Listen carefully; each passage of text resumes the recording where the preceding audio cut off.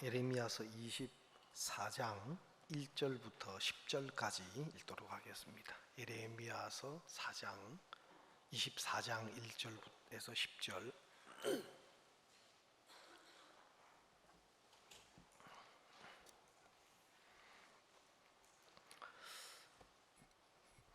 바벨론 왕 느부갓네살이 유다 왕 요야김의 아들 여고냐와 유다 방백들과 목공들과 철공들을 예루살렘에서 바벨론으로 옮긴 후에 여호와께서 여호와의 전 앞에 놓인 무화과 두 광주리로 내게 보이셨는데, 한 광주리에는 처음 익은 듯한 극히 좋은 무화과가 있고, 한 광주리에는 악하여 먹을 수 없는 극히 악한 무화과가 있더라.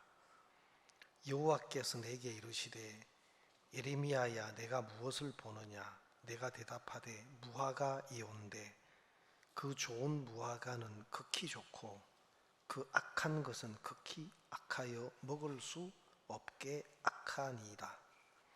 여호와의 말씀이 또 내게 임하니라. 가라사대, 이스라엘의 하나님 여호와가 이같이 말하노라. 내가 이곳에서 옮겨 갈대아인의 땅에 이르게 한 유다 포로를 이 좋은 무화과 같이 보아 좋게 할 것이라.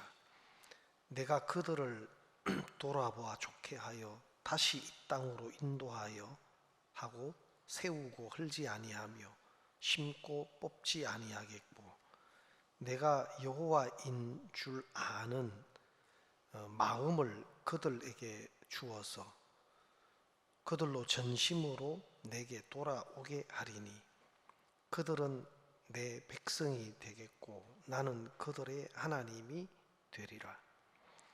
나 여호와가 이같이 말하노라. 내가 유다 왕 시드기야와 그 방백들과 예루살렘의 남은 자로서 이 땅에 남아있는 자와 애굽 땅에 거하는 자들을 이 악하여 먹을 수 없는 악한 무화과 같이 버리되 세상 모든 나라 중에 흩어서 그들로 환난을 당하게 할 것이며, 또 그들로 내가 쫓아보낼 모든 곳에서 치욕을 당하게 하며 말거리가 되게 하며 조롱과 저주를 받게 할 것이며, 내가 칼과 기근과 연병을 그들 중에 보내어 그들로 내가 그들과 그 열조에게 준 땅에서 멸절하기까지 이르게 하리라 하시니라. 10절 말씀까지 읽었습니다. 이제 어제 제가 강남에 이제 행사를 마치고 이제 차를 타고 내려오는데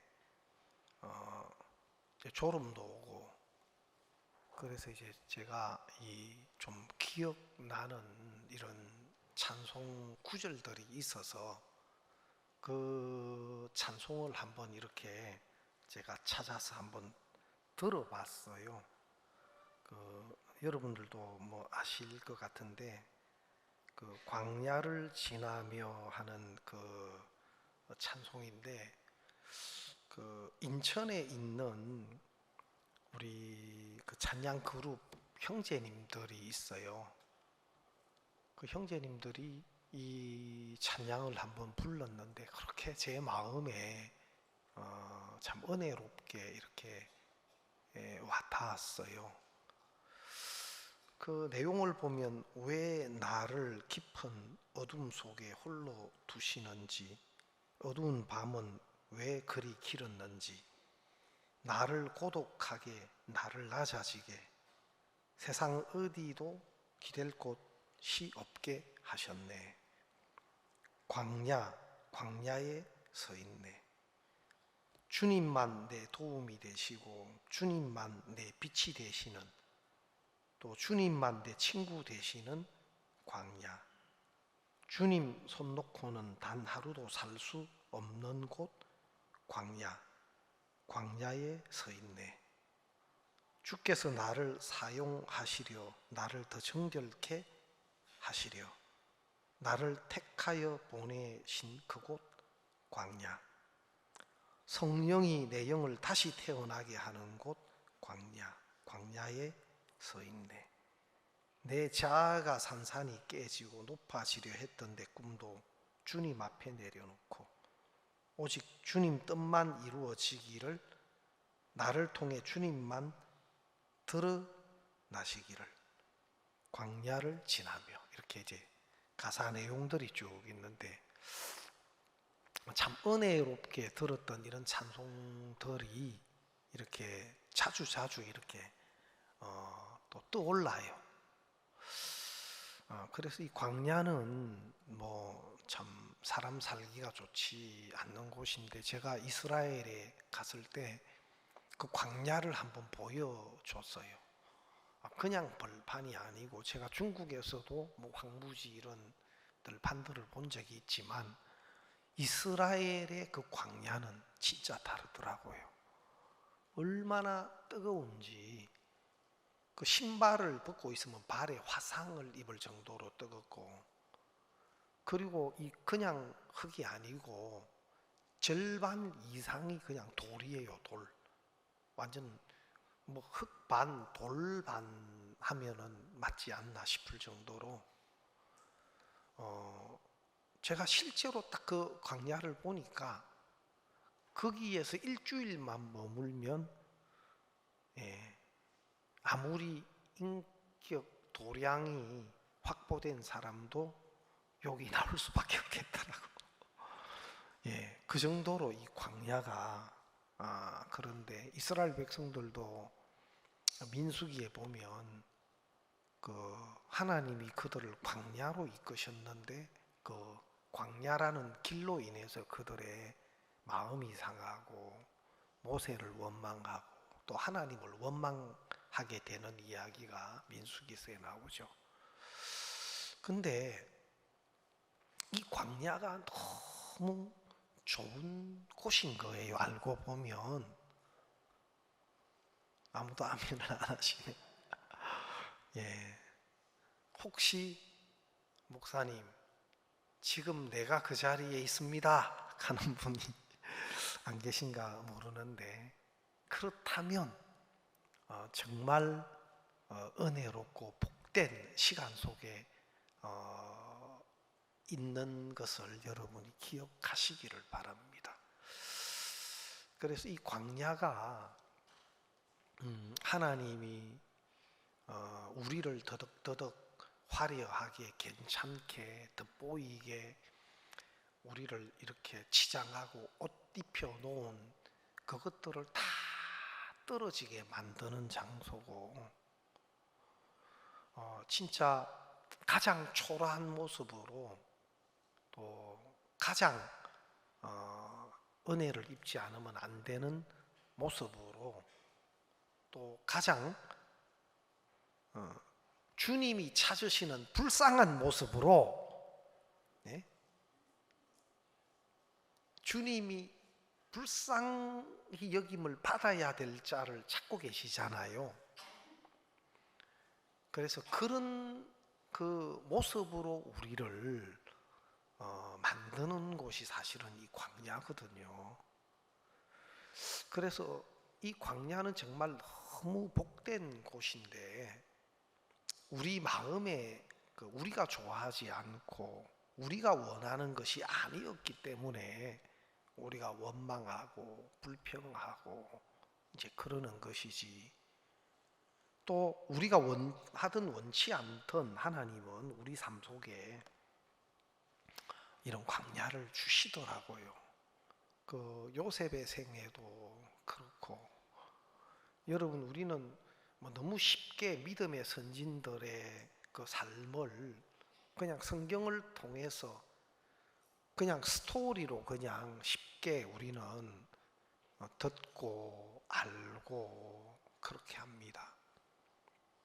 그러나 실제 그들이 겪었던 하나하나는 정말 그 삶 속에서 너무너무 어려움으로, 큰 문제로, 고통으로 그들에게 다가왔을 겁니다. 그리고 진짜 어찌해야 될 줄을 모르는 막막함도 있었을 것이고, 근데 하나님이 그들을 이끄신 그 과정은 그들에게 없어서는 안 되는 과정이고 또 그들에게는 꼭 필요한 과정이기 때문에 하나님이 그렇게 하셨다.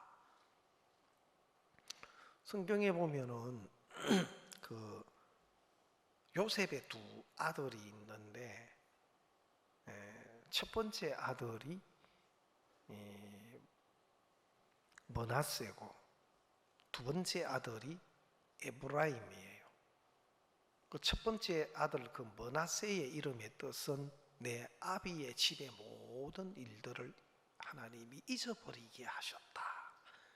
그래서 므낫세는 잊어버림이라는 뜻이에요. 그리고 두 번째 그 에브라임은 하나님이 창성케 하셨다. 하나님으로 말미암은 창성함이에요. 근데 나중에 그 요셉이 두 아들을 데리고 야곱에게 나갈 때 오른쪽 손이 있는 곳에 므낫세를 두고 왼쪽 손이 있는 곳에 에브라임을 딱 해서 이렇게 그 아버지 야곱에게 축복 기도를 받기 위해서 나갔는데 그 야곱이 오른쪽 손을 반대쪽에 있는 므낫세 위에 올리고 왼쪽 손을 그 에브라임의 손에 올리고 머리에 올리고 왼쪽 손을 이렇게 므낫세에게 어긋맞겨 가지고 그래서 요셉이 막 손을 바꾸려고 이게 아닙니다 하고 손을 잡아가 바꾸려고 하니까 왜냐하면 장자에게 이제 오른손을 올리고 이제 더 우선적으로 축복을 했기 때문에 막 손을 이게 아닙니다 하고 바꾸려고 하니까 야곱이 요셉에게 아들아 나도 안다 나도 안다 그 알고 있는 거예요. 다 알면서 에브라임의 머리에 오른손을 얹고 축복을 하는데 그것은 하나님의 마음인 거예요. 정말 하나님이 우리를 위해서 준비한 은혜와 축복 가운데로 우리를 이끄시고자 하는 이것이 하나님의 뜻이에요. 그 므낫세 그들이 하나님이 잊어버리게 하신 많은 아픔들, 억울함들, 고통들, 또 많은 사람에게 받았던 그런 상처들, 요셉의 생애 속에 그런 것들의 연속이었어요. 특히 이제 형님들에게 막 미움을 당하고 또 결국은 그 형님들이 저 꿈꾸는 자가 왔다 하면서 뭐 네 꿈 이루어지나 보자 하면서 죽이려고 하다가 노예로 종으로 팔아버리잖아요. 여러분 형님들에게 죽임을 당할 위기 또 형님들에게 노예로 종으로 팔렸다 그래 생각하면 여러분 중국 무술 영화처럼 끝까지 살아남아 가지고 복수를 하는 무술 영화 알죠? 악당들이 막 밤에 잠입을 해가 들어와 가지고 막 나쁜 놈들이 아버지를 죽이고 또 엄마를 죽이고 막 그걸 침대 밑에서 딱 저 쳐다보고 보니까 그 나쁜 놈 밑에 목 옆에 점이 하나 있어. 딱 봐놨다가 나중에 이제 그 어떻게 해가지고 또 무술의 고수 스승님을 만나가지고 진짜 뼈를 깎는 그 고통을 감수하면서 무술을 배워가지고 나중에 그 점을 찾아가잖아요. 근데 얼마든지 이제 그럴 수 있는데 요셉도 막 그렇게 형님들에게 그런 일을 당했죠. 또 보디발의 아내에게 누명을 뒤집어 써가지고 또 감옥에 가지요. 감옥에서 또 꿈을 해석해줘가지고 복직한 술 맡은 관원장, 이 사람은 자기 때문에 이제 감옥에서 나가서 장관으로 복직했으니까 생각을 안 해주겠나 했는데 눈 빠지게 기다려도 면회 한 번 안 와. 아마 진짜 섭섭함, 억울함 이런 것으로 가득 차 있었는데 그게 광야 아닙니까? 2년 만에 하나님의 방법으로 하나님이 그 애굽 왕 바로에게 꿈을 꾸게 해가지고 그 꿈을 아무도 해석할 사람이 없고 또 꿈 이야기하니까 이 술 맡은 관원장이 자기가 감옥에 있었고 또 요셉이 꿈을 해석해줬고 그 꿈 해석대로 자기가 복직하게 된 걸 기억하고 이제 왕께 이런 일이 있었다고 해서 요셉을 왕이 그 감옥에서 이끌어내서 그 꿈의 해석을 해주잖아요. 그리고 진짜 이렇게 신에 감동한 사람을 우리가 어떻게 얻을 수 있겠느냐 해서 그 요셉에게 그 모든 그 7배 풍년의 양식을 요셉에게 다 관리하게 하고 요셉의 허락이 없이는 수족을 놀리지 못하게 하고 요셉 이 모든 걸 주관하게 하면서 그 7배 풍년의 양식으로 7배 흉년을 넉넉히 이겨내는 거거든요. 이런 하나님의 섭리와 하나님의 계획을 몰랐을 때는 이제 그런 것들이 다 억울함으로 남고 원망으로 남고 예? 아내 탓, 부모 탓, 조상 탓 거기서 한꺼풀 더 올라가면 하나님 탓 하나님이 나한테 해준 게 뭐가 있습니까? 하고 이제 심지어는 그렇게까지도 흘러가요. 그런데 그런 건 진짜 하나님의 마음을 몰라서 그런 거거든요. 하나님의 마음을 몰라서 그런 것이고 이 광야는 진짜 내게 붙어 있는 외형적인 이 모든 걸 다 떨어뜨리고 진짜 하나님 앞에 하나님으로부터 오는 은혜 없이는 살 수 없는 자로 하나님의 은혜 앞에 하나님 앞에 우리를 서게 하는 시간이에요. 사실은 알고 보면 우리가 광야라는 어떤 시간이 별도로 있는 게 아니고 실제로 우리 신앙의 여정은 처음부터 끝까지 원래 다 광야여야 해요. 네. 아니 어떻게 충청도보다 더 늦어요? 네? 아니 훈련이 돼야 돼. 여기 뭐 해외 가면은 막 제일 아멘 잘하는 데가 중국이에요.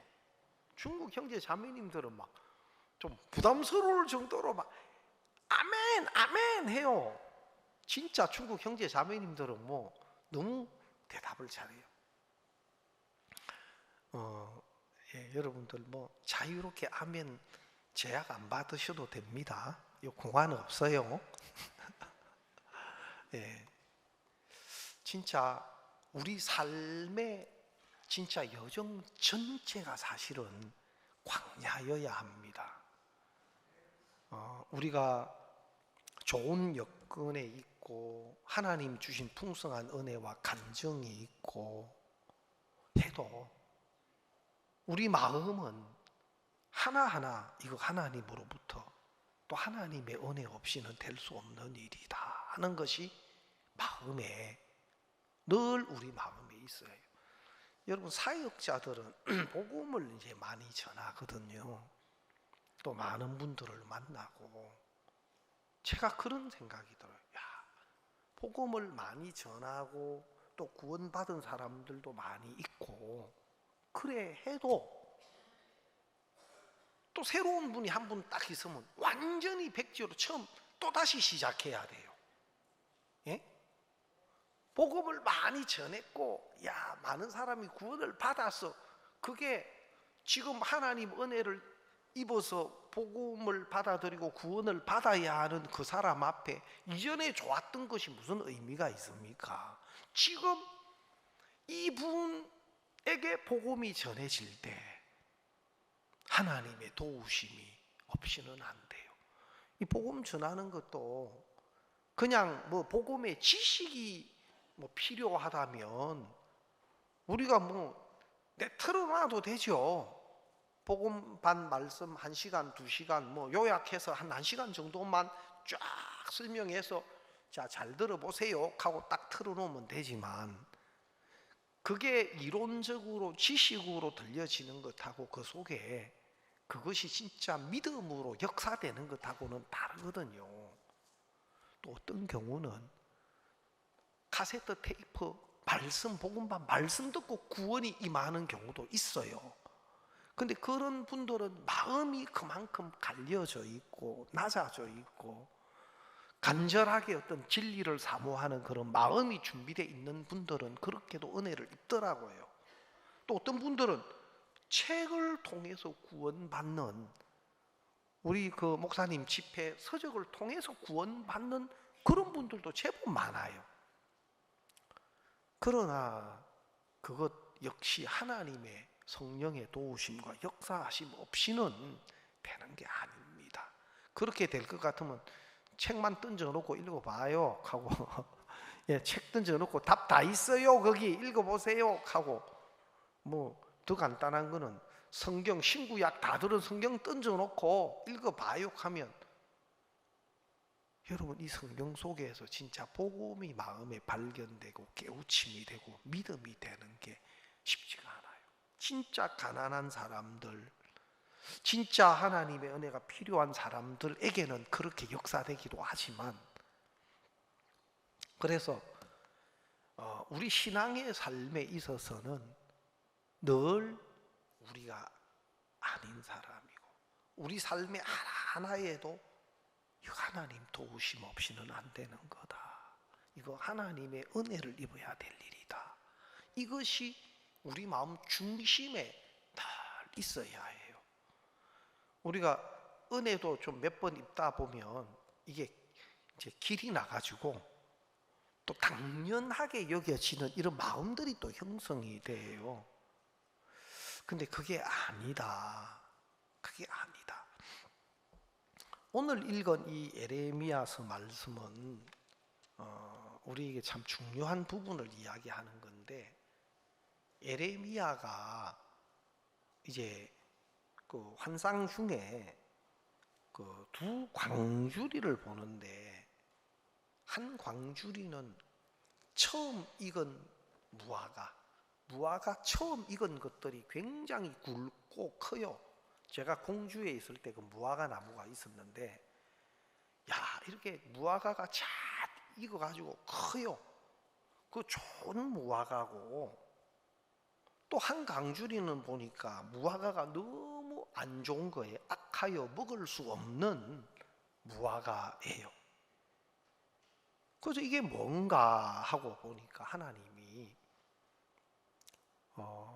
이 좋은 처음 익은 듯한 이 무화과는 하나님이 보낸 이 바벨론 사람들, 갈대아 사람들에 의해서 포로로 그 바벨론에 잡혀가서 포로 생활을 하게 되는, 종으로 포로로 잡혀가는 이 이스라엘 백성들을 좋은 무화과다 그렇게 한 거예요.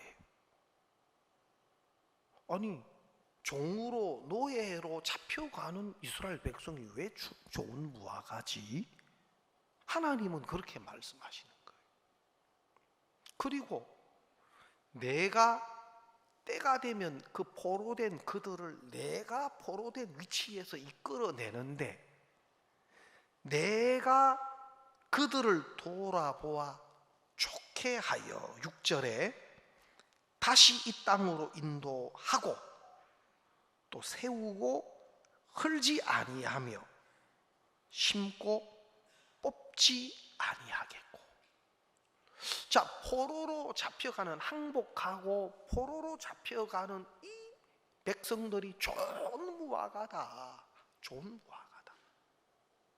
그리고 그 포로된 자를 내가 그들을 돌아보아서 좋게 하여 다시 이 땅으로 인도하고, 포로인데 종인데 노예인데 내가 그들을 돌아봐, 내가 그들을 좋게 하고 다시 이 땅으로 인도하여 세우고, 하나님이 세우고 또 헐지 아니하며 또 심고 뽑지 아니하겠고, 그러니까 하나님이 그들을 포로된 위치에서 이끌어내고 좋게 하시고 그들을 하나님 약속하신 그 약속의 땅으로 인도하고 또 거기에 그들을 세우고 또 심고 다시는 뽑히지 않도록 하겠다.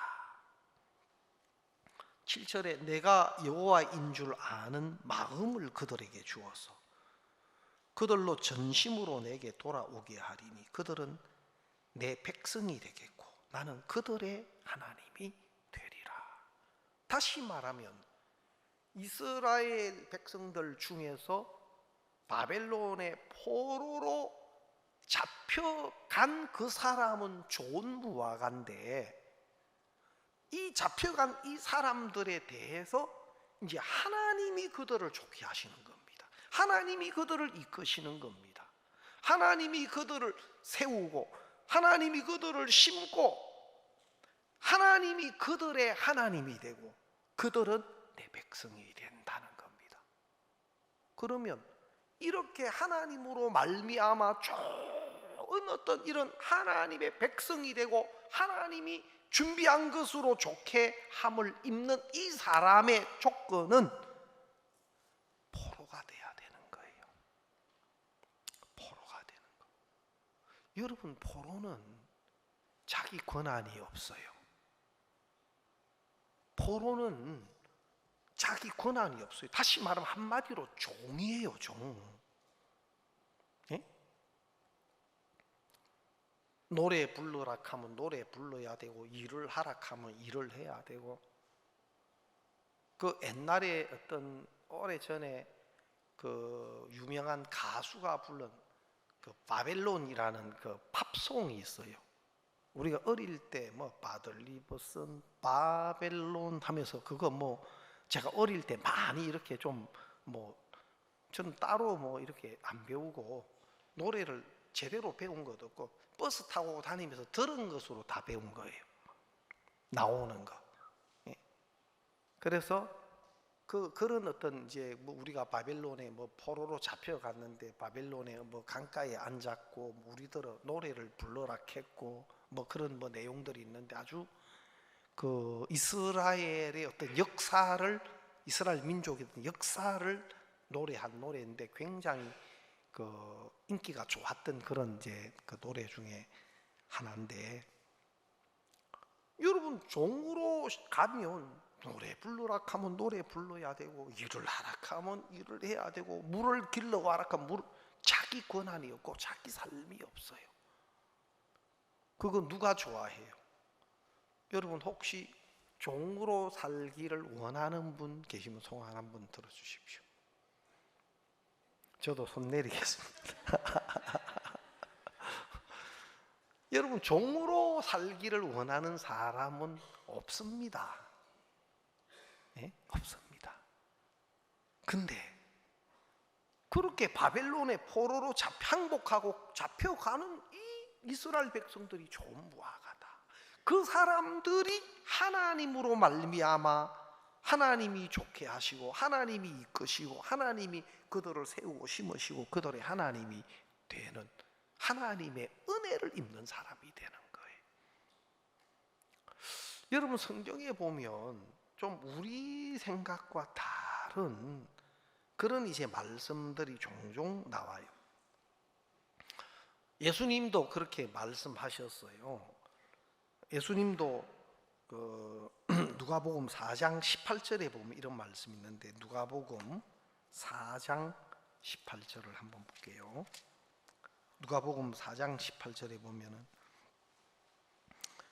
주의 성령이 내게 임하셨으니 이는 가난한 자에게 복음을 전하시려고 내게 기름을 부으시고 나를 보내사 포로된 자에게 자유를, 눈먼 자에게 다시 보게 함을 전파하며 눌린 자를 자유케 하고 주의 은혜의 해를 전파하게 하려 하심이라 하였더라. 꼭 예수님이 오셔서 이 일을 하시는데 포로된 자에게 자유를, 먼저 참된 자유는 포로된 위치에서 우리에게 주어지는 건 거예요. 다시 말하면 하나님으로 말미암은 참된 자유는 먼저 포로된 그 위치에, 그 포로된 위치에서 하나님으로 말미암는 자유를 만날 수 있다 이 말입니다. 그래서 정말 하나님이 준비한 이 자유는 포로된 자에게 주어지는 거예요. 눈먼 자에게 다시 보게 함을, 하나님의 눈, 믿음의 눈, 정말 하나님의 세계를 보는 이 눈은 누구에게? 눈먼 자에게 하나님의 세계를 보는 눈이 열려지는 거예요. 그래서 신앙의 세계는 이게 뭐야? 자꾸 우리는 우리의 것을 더 갖추어 가고 더 만들어 가고, 세상의 교육은, 세상의 종교는 인간의 것들을 더 좋게 꾸며가고 만들어가고, 그런데 영적인 세계는 그렇지 않는 거예요. 믿음의 세계는 그렇지 않는 거예요. 다시 말하면 누가 그런 말 하잖아요. 눈 떴다 하는 눈을 떴다 하고,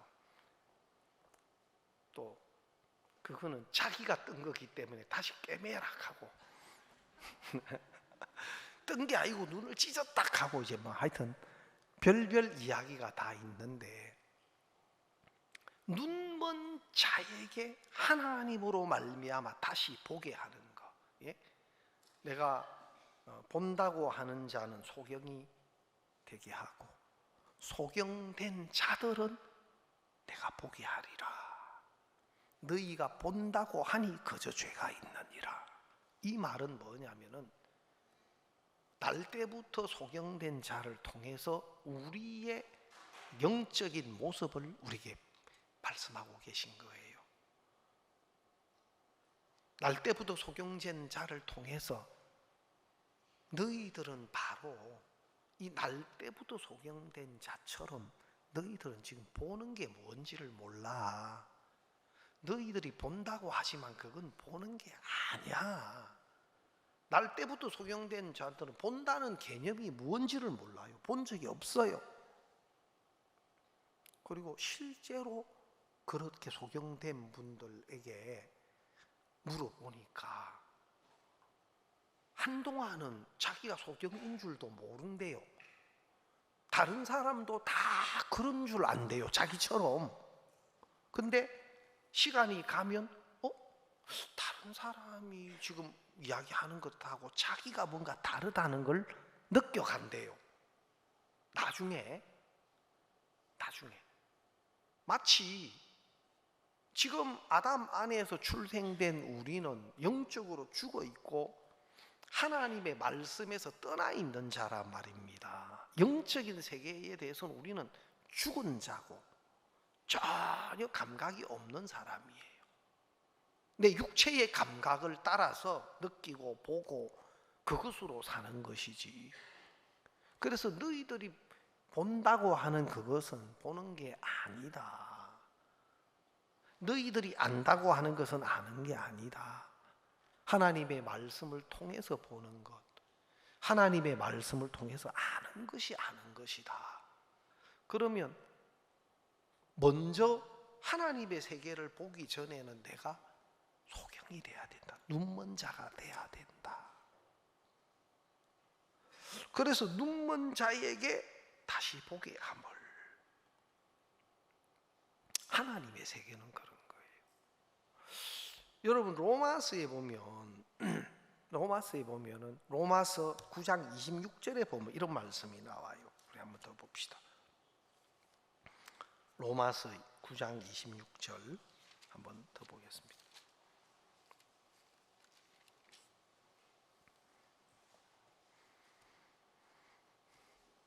너희는 내 백성이 아니라 한 그곳에서 저희가 살아계신 하나님의 아들이라 부름을 얻으리라 함과 같으니라.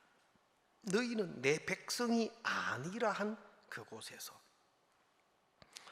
자, 진짜 하나님의 아들이라는 하나님의 약속, 하나님의 아들이 되는 하나님의 약속과 하나님의 말씀이 임하는 장소는 내 백성이 아니라 한 그곳. 아니라, 내 백성이 아니다. 너는 아니야. 너는 안 돼. 너는 아니야. 너는 안 돼. 그 자리, 하나님이 너는 아니라니까, 너는 안 된다니까, 하나님이 아니라고 하는 그 자리에 서야 해요. 그러면 그 자리에 정확하게 내가 서야 해요. 알겠습니까? 로마서 4장에 보면 어떤 말씀이 나오느냐면, 여러분 이 말씀 중요한 말씀인데,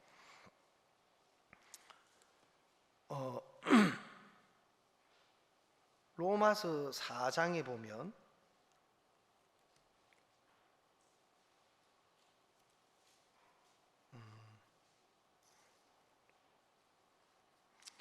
어, 4절에 보면 일하는 자에게는 그 삭을 은혜로 여기지 아니하고 비주로 여기거니와 일을 아니할지라도 경건치 아니한 자를 의롭다 하시는 이를 믿는 자에게는 그의 믿음을 의로 여기시나니.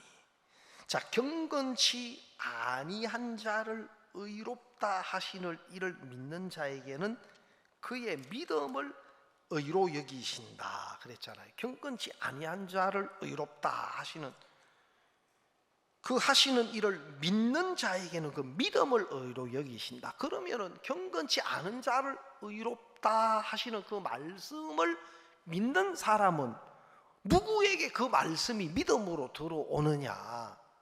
로마서 5장에 보면요,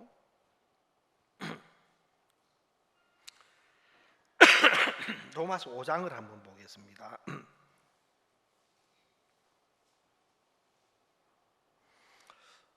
로마서 5장에 보면은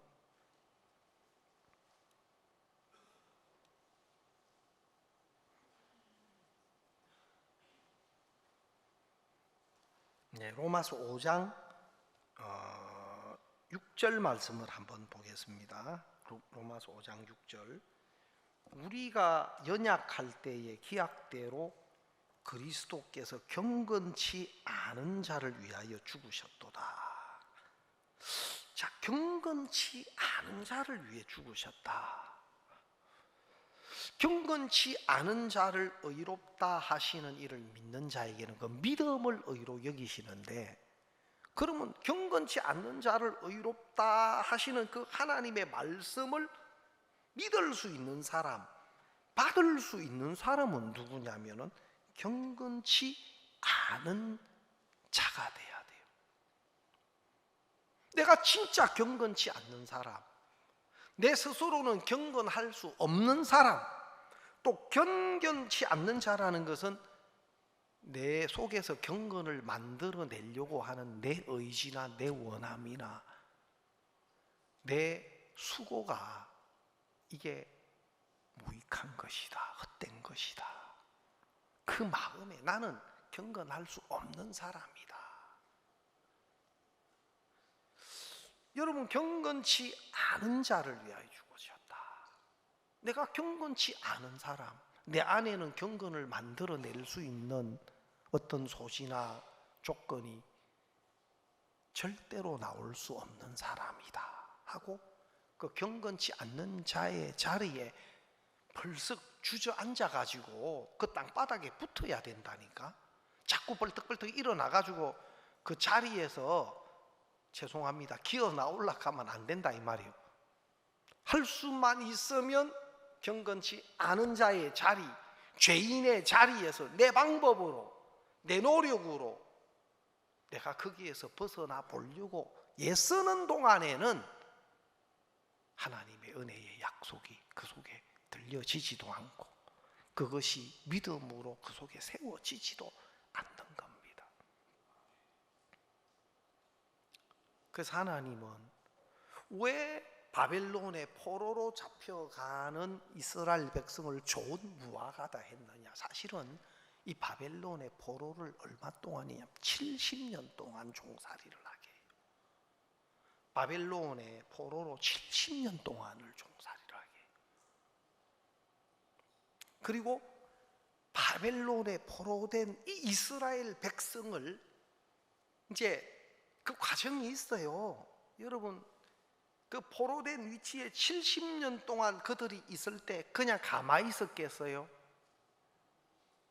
여러분이 뭐 종살이 하는 게 어디 쉬운 줄 압니까? 여러분은 한 몇 달만 그 종살이 하라 하면 할 수만 있으면 여기서 티 나가고 도망 나가고 수단과 방법을 가리지 않고 여기서 벗어나야 되는데 하고 막 작전을 짜고 네? 그런데 절대 못 벗어나는 그 바벨론의 포로 생활을 70년을 해요. 그래서 처음에는 막 이런 계획도 세우고 저런 게 자기 방법, 나중에는 모든 게 포기되고 하나님 우리는 길이 없습니다. 하나님 당신의 은혜가 아니면 안 됩니다. 이제 하나님만을 기다리고 하나님만을 구하고 그들이 하나님을 향하게 되는 거예요. 그리고 70년 만에 하나님이 이스라엘 백성들을 그 포로된 위치에서 하나님으로 말미암아 건져내시는 이야기예요. 그래서 하나님이 바벨론 왕 고레스의 마음을 감동시키고 하나님이 이제 이스라엘 백성들을 하나님의 방법으로 이끌어내서 가나안에 돌아오게 하는데 이제 그들이 하나님이 좋게 하시고 하나님이 은혜로 그들을 가나안 땅에 세우시고 심으신 백성이 되는 거예요. 그리고 그들의 하나님이 되고 또 그들은 내 백성이 되고 그리고 이 사람들은 어떤 형편적인 것이나 어떤 인간적인 것이 이 하나님과의 관계를 나누어 놓을 수 없는 사람이다 하고 이야기했어요. 그러면 반대로 악한 무화과는 뭐냐? 포로가 되지 않고 이스라엘 땅에 자기 방법으로 자기 꾀로 자기 지혜로 포로가 되지 않고 이스라엘 땅에 남아있는 사람이에요. 포로 생활이 없는 사람이라, 광야가 없는 사람이라. 그리고 또 어떤 사람은 포로가 되느니 차라리 애굽으로 가서 살자, 차라리 포로로 잡혀가는 것보다는 애굽에서 사는 게 낫다 하고 자기 보기에 좋은 세상의 길, 자기 방법으로 자기 보기에 좋은 길을 쫓아가는 사람, 자기 방법으로 포로가 되지 않고 이스라엘에 남아있는 사람이나 또 자기 보기에 좋아 보이고 안전해 보이는 형편을 쫓아간 사람, 이 사람들을 악한 무화과다, 악한 무화과다. 그래서 여러분 하나님의 손에 잡힌다는 거, 여러분 교회의 손에 잡힌다는 게 얼마나 알고 보면 큰 은혜인지 몰라요. 여러분 교회의 손에 내가 잡힌다, 종들의 손에 내가 잡힌다, 기본검인이 당신의 수하에 있으니 당신의 의향에 보기에 좋은 대로 하십시오. 우리는 영영이 당신의 종이 되겠습니다. 기본검인들이 이스라엘 백성들 앞에서 그렇게 고백한 거였거든. 여러분, 내가 교회의 손에 잡힌다, 내가 종들의 손에 잡힌다, 이게 구속되는 것이 아니고 이게 큰 은혜예요. 마치 이스라엘 백성들이 진짜 포로가 되면서 하나님과 믿음의 관계로 연결되고 속해지고 이제 그의 백성이 되는 것처럼, 아까 이현은 형제님 간증을 하셨는데 우리 실버 자매님들이, 교사 자매님들이, 목사님, 이현은 형제님이 노래를 너무 잘합니다. 들어보니까 아주 노래 실력이 있습니다. 그래서 실버에 노래 강사로 한번 하게 하면 어떻겠습니까? 그래서 그래요. 저도 이제 번쩍 기억이 나요. 왜냐하면 가끔 한 번씩 형제님하고 있을 때 보면 노래를 흥얼거리는데 기본 여기 악기가 있어, 없는 건 아니요. 저보다 좋은 악기가 있어요. 막 노래를 한 소절씩 이래 부르는데 보면 뭐가 딱 나와. 그리고 그 창도 좀 배웠는가?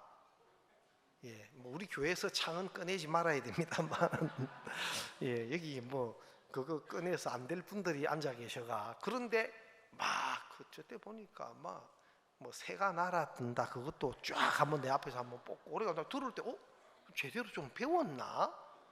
이런 느낌이, 좋은 느낌이 있었어요. 근데 우리 실버 우리 교사분들이 형제님 한번 노래를 또 하게 해도 굉장히 좋을 것 같습니다. 내가 저도 교회 안에서 배운 건데 반드시 오디션을 하고 반드시 리허설을 해야 돼. 그 합창단요, 어제도 우리 학생들 리허설 하는데 제가 한번 봐야 되겠다 싶어서 딱 리허설 시간에 갔는데 세계 최고의 합창단은 다른 게 아니에요. 진짜 부족함을 알고 매 공연마다 온 마음을 써서 준비하고 리허설을 몇 번을 해요. 늘 불렀던 노래고 아는 노래인데도 철저하게 리허설을 하고 한 사람 한 사람 다 코치하고 더 이렇게 지시하고. 내가 시간 맞춰서 갔는데 합창단이요, 세계 최고는 다른 게 아니다. 진짜 부족함을 알고 온 마음을 써서 그 공연을 준비하는, 그게 세계 최고의 합창단이 그렇게 되게 한 힘이에요. 제가 어제 그걸 보면서 굉장히 마음에 생각이 많이 됐어요. 그래서 무슨 행사를 하면 저는 항상 이제 준비된 거 리허설 하는 거 이렇게 봐요. 그래서 그러면 전날 한번 반드시 오디션을 한번 보자. 내가 봐도 노래가 특별하게 좀 잘하던데 그래도 안 그렇다 해가지고 연락이 와서 올라오니까 딱 형제님 마이크 잡고 옆에 폼 잡고 이제 하는데 목소리는 좋아요.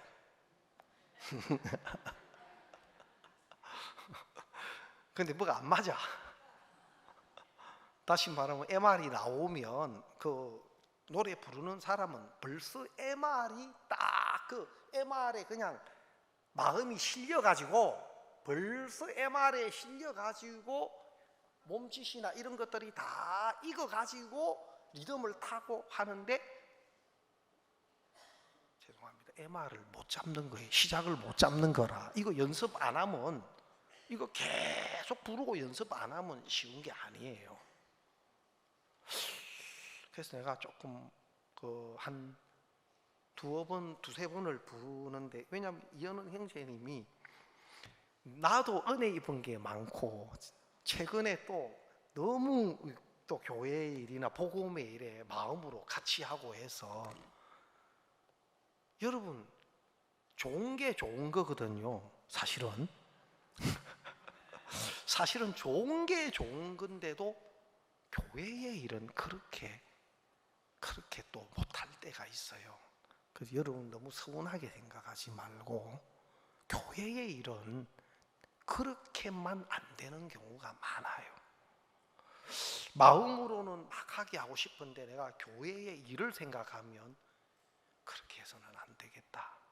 그 내 마음 같아서는 형제님 좀 부족해도 막 이렇게 하게 할 수도 있는데 교회의 일은 그렇게 하면 안 되겠다 해서 제가 우리 자매님들에게 좀 이렇게 MR 들어가는 것도 안 맞고 중간에도 또 간주 나오고 들어가고 이런 것들도 또 타임을 놓치고 또 잘 부르는 것 같은데도 전문가가 볼 때는 또 보는 게 달라요. 그래서 내가 다음에 조금 연습하고 준비해서 한번 또 우리 행사에 한번 하게 하니까 그러니까 조금 좀 서운해 하시는가 자꾸 마이크 들고 안 내려올라 하더라고. 그러나 강제로 퇴장시켜 가지고 여러분 교회 안에 있으면 내 마음하고 교회의 인도가 좀 안 맞을 때도 있어요. 나는 대수롭지도 않는데 교회는 왜 저렇게 불편하게 생각하실까? 교회는 내가 생각하는 것보다 훨씬 더 크게 생각해가 나는 요만큼 좀 잘못된 것 같은데 교회는 이만큼 지금 크게 이야기하는 것 같고 그러다 보면 조금 서운할 때도 있고 또 때때로는 하고 이제 시험 모드로 예, 들어가고 하는데 그게 이제 어린아이 같은 마음이고 여러분들이 여러분 자신만 아니고 더 크게 넓게 교회 전체적인 것들을 생각하고 또 내가 진짜 교회와 또 하나님 기뻐하는 이 뜻을 세우는 일에 내가 걸음이 돼야지 나만 좋고 막 내 흥에 막 그냥 좋고 내 기분이 좋으면 좋고 그거는 교회가 더 크게 서 있지 않고 또 하나님 기뻐하는 뜻이 그 속에 정확하게 서 있지 않으면 나만 좋으면 되고 나만 흥나면 되고 다른 사람 불편하거나 말거나 나만 좋으면 되고 그냥 물론 자기는 좋을지 몰라도 이 교회는 그렇지 않습니다. 그리고 예수님도 제일 악한 이 세대의 악을 이야기하시면서 피리를 불어도 곡하지 않고 또 피리를 불어도 춤추지 않고 곡을 해도 애곡하지 않는다. 가슴을 치지 않는다. 이게 뭐냐면 피리가 나오면 춤이 추져야 되잖아요. 피리가 나오면 덩실덩실 그게 맞죠. 그래야 그게 이제 한 마음이 되는 것 아닙니까? 막 그 곡이 나오면 막 애곡하는 것들이 막 나와야 울음이 나와야 되잖아요. 그게 이제 한 마음이잖아요. 여러분 교회의 피리 소리가 들리면 내 마음이나 내 형편이 어떻든지 내 것을 버리고 그 교회의 피리 소리에 춤출 수 있는 것이 교회와 한 마음이 되는 거예요. 개인적으로는 내 마음에 아픔도 있고 지금 개인적으로 내가 춤출 상황도 아니고 내 마음에 근심도 있고 내 개인적으로는 지금 춤출 상황이 아닌데 그러나 교회의 피리 소리에 내 마음을 버리고 춤출 수 있는 이것이 교회와 연결되어 있는 마음이에요. 반대로 나는 개별적으로 하나님 큰 은혜를 입혀주셔서 너무 기쁘고 감사하고 정말 하나님 주신 너무 은혜로운 간정이 있고 기쁨이 있고 감사가 있고 해도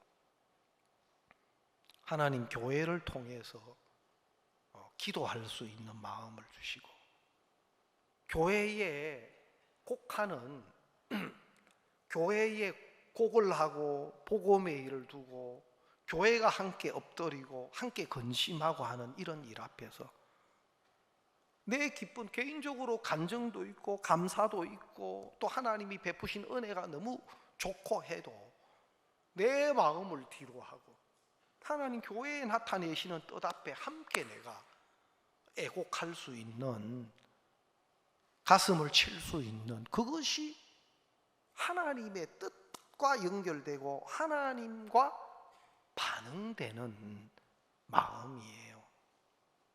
그래서 신앙생활을 자기 중심으로 사는 사람이 있고, 하나님의 기뻐하시는 뜻, 하나님이 교회를 통해서 나타내시는 그 하나님의 뜻과 연합돼서 사는 신앙이 있어요.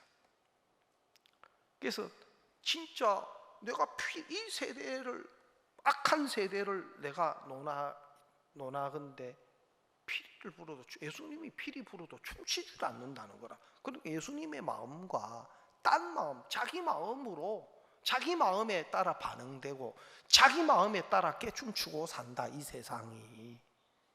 그걸 큰 악으로 예수님이 표현을 하셨어요. 그래서 자꾸 우리는 내 마음이나 내 뜻보다도 하나님이 뭘 기뻐하시나, 하나님이 원하시는 게 뭐냐, 그것을 살피고 거기에 반응되는 게 중요해요. 어떤 분이 어떤 목사님께, 목사님, 저는 오늘부로 이 교회의 신앙생활을 더 이상 안 하고 싶습니다, 그러더래요. 그러니까 그 목사님이 혹시 왜 그런지 좀 내가 물어봐도 되냐 하니까, 내가 교회에 와서 보니까 사람들이 전부 스마트폰 펴놓고 그거 들여다보고 있고, 뭐 전혀 신앙에 관심이 없는 것 같으네요. 다들 위선자 같으네요. 더 이상 내가 이렇게 신앙생활 해도 무슨 의미가 있겠나, 그런 생각이 들었어요. 그래서 그 목사님이 그러셨대요. 일단 그 결정을 한번 유보하고 내가 시키는 대로 한번 해보겠냐. 그래, 뭡니까 하니까, 컵에 물을 하나 가득 담아가지고 그 흘리지 말고 우리 교회 예배당 주위를 한 2바퀴 한번 돌아봐라. 예, 그렇게는 하게 할 수 있습니다. 그래, 컵에 물을 가득 담고 예배당 주위를 2바퀴 돌게 했는데, 목사님, 제가 2바퀴 돌아왔습니다. 물었어요. 혹시 돌면서 휴대폰 하는 사람 봤냐 하니까, 못 봤는데요. 혹시 돌면서 이렇게 저렇게 막 자기들끼리 짓거리고 수군대고 이야기 잡담하는 사람 봤냐? 못 봤는데요. 그래, 왜냐하면 내가 물이 쏟아질까봐 집중하는 통에 다른 것에 눈을 둘 수가 없었어요. 그 목사님 그러셨대요. 자매님, 신앙은 하나님께 집중하는 겁니다. 내가 하나님께 집중하고 하나님의 뜻과 하나님의 마음에 집중하는 겁니다. 그러면 많은 것들이 내게 아무런 영향을 못 줍니다. 신앙은 하나님께, 하나님의 말씀에, 하나님의 뜻에 집중하는 겁니다. 자기가 하나님과 연결이 안 되고 자기 또한 하나님의 음성을 듣는 것에 무관심하면서 다른 사람이 이렇고 저렇고 핑계를, 문제를 삼아가지고 자기 신앙도 그냥 포기해버리고 자기 생각대로 흘러가는, 그거는 신앙의 초점이, 신앙의 방향이 제대로 맞추어지지 않아서 그렇습니다. 제가 그 이야기를 들으면서 저도 많은 생각이 되더라고요. 제일 중요한 것은 다른 사람이 아니고 나를 향해서 하나님이 지금 나타내시는 그 하나님의 말씀, 나에게 나타내시는 하나님의 마음과 뜻이 내 속에 정확하게 들려지고, 또 그것이 내 마음에 가장 소중하게 귀한 것으로 내가 받들고 또 그것에 이끌림을 받아가는 게 중요합니다. 그게 나를 가장 복되게 하고 또 다른 내 주위에 있는 사람에게도 실질적으로 좋은 많은 영향을 줄 수 있는 신앙이에요. 그래서 어떻게 보면 이 포로된 이 삶은 인간적이고 세상적인 것들을 다 벗겨내고 우리를 하나님과 연결되도록 해주는 과정이고, 또 실제로 하나님의 은혜의 약속이 우리 마음의 믿음으로 생명이 임할 수 있는 것도 이런 과정 속에서 우리에게 믿음이 되는 것이거든요. 그래서 혹 여러분이 뭐 안전하게 보이고 좋아 보여도 그런 어떤 형편이 우리를 좋게 하는 것이 아니고, 오히려 우리 보기에 안 좋아 보이는, 또 우리에게는 문제와 어려움만 같은 이런 일들이 실제로 더 냉정하게 우리를 하나님 앞에 서게 할 뿐만 아니라 또 하나님과 믿음의 관계가 되도록 우리를 이끌어 주시는 것들을 여러분이 기억하셨으면 좋겠습니다. 오늘 말씀 여기까지 드리겠습니다.